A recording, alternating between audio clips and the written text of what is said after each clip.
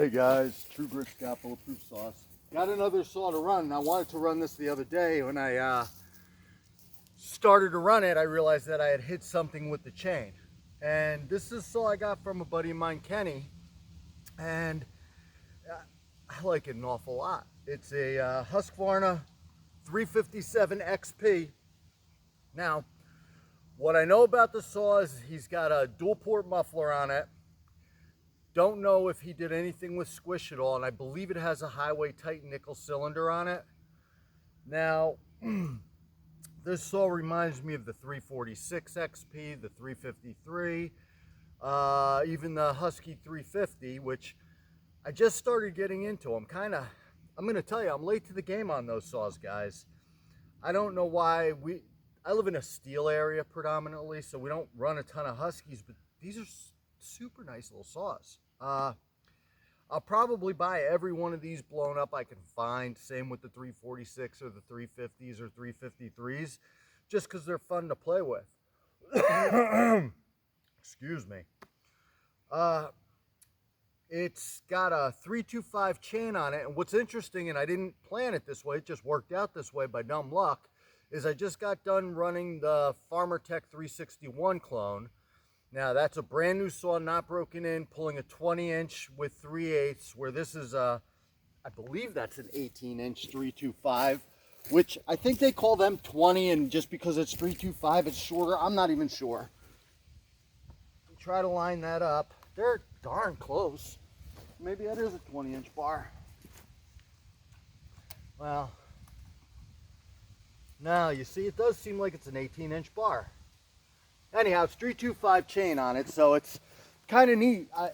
Maybe if I can, I'll try to do a video of them both running, because I think this saw absolutely screams, and I think it's got more in it to do some screaming, but it's just a cool little saw to play with. I'll put my headphones in here, or my earplugs, and get her started, and I'll make a couple cuts, and if I can, I'll grab that 361, even though, listen, the 361's not tuned in at all, and it's a brand new saw, and it's not broken in, so this is not a fair comparison on a lot of things, but it was funny running them both because that 361 is the most Husky-like saw, so, you know, I'm curious which one's lighter too, but we'll get to that. Let me run this for a minute.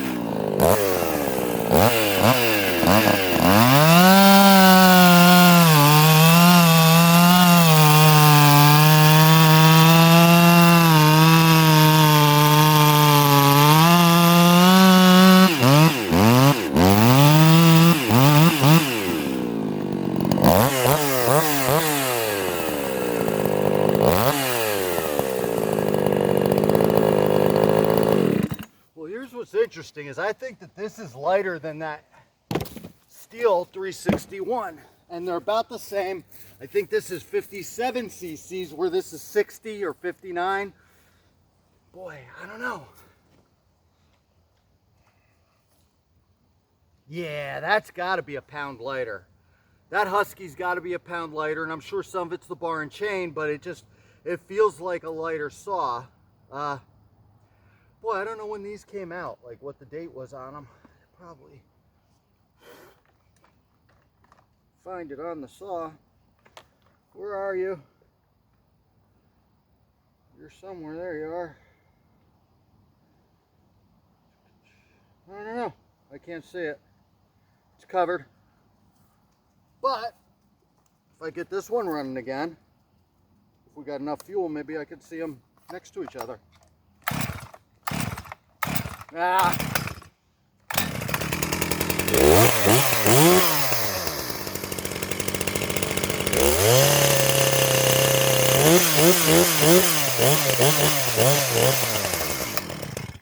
Yikes. I'm darn low on fuel here, guys. Maybe I'm in trouble here. Get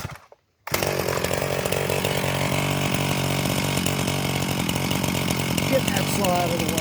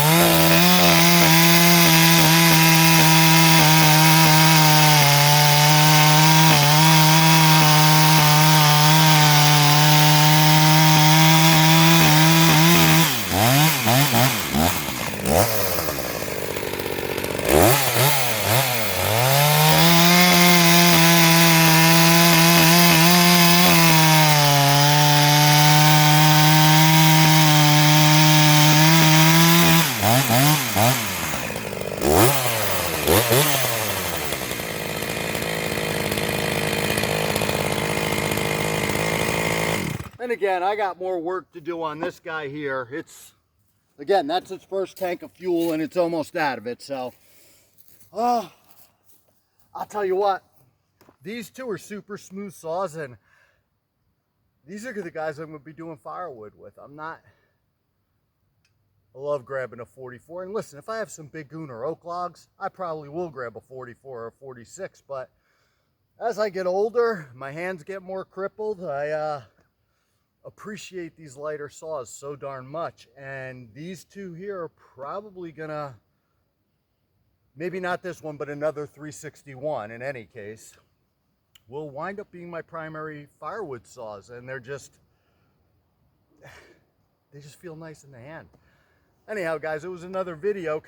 I was just going to show you this 357 XP was all I really wanted to do, and as long as they were both out, I got to show them both to you, which is kind of neat. And I think that this one was cutting a lot faster, but it was hard to tell. They're a little bit different. That might be taking bigger chunks out. It's grunnier. I know it's not spinning the chain as fast because it's not tuned to the same RPMs this saw is, and I don't know if either of them's tuned perfectly. So there's some things to do. And this also has some really good gas in it.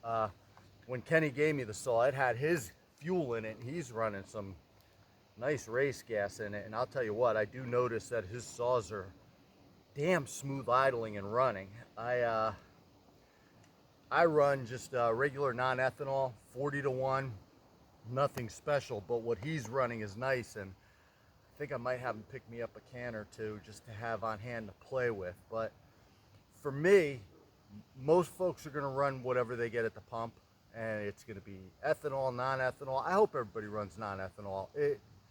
It's worth a little bit of extra money. I tell everybody that. Just spend a little bit extra on the non-ethanol, but don't drive 50 miles to go do it. But if there's some place, and you know, I live in a town of 1,000 people, so I'm kind of off the beaten path. But within 20 minutes either way, I could get non-ethanol fuel. So I'd imagine most people probably live in a bigger, more built-up area than I do, and I would think you'd get non-ethanol, but run it if you can. The race gas will be fun to play with, because what I'd like to do is throw that kind of gas in, get this guy tuned in, run it, throw that super expensive gas in it, and see, just to do some testing. Anyhow, guys, I probably talked enough. You don't want to hear from me no more. True Grit Scott, Bulletproof Saws. Thanks for watching. Stay safe, guys.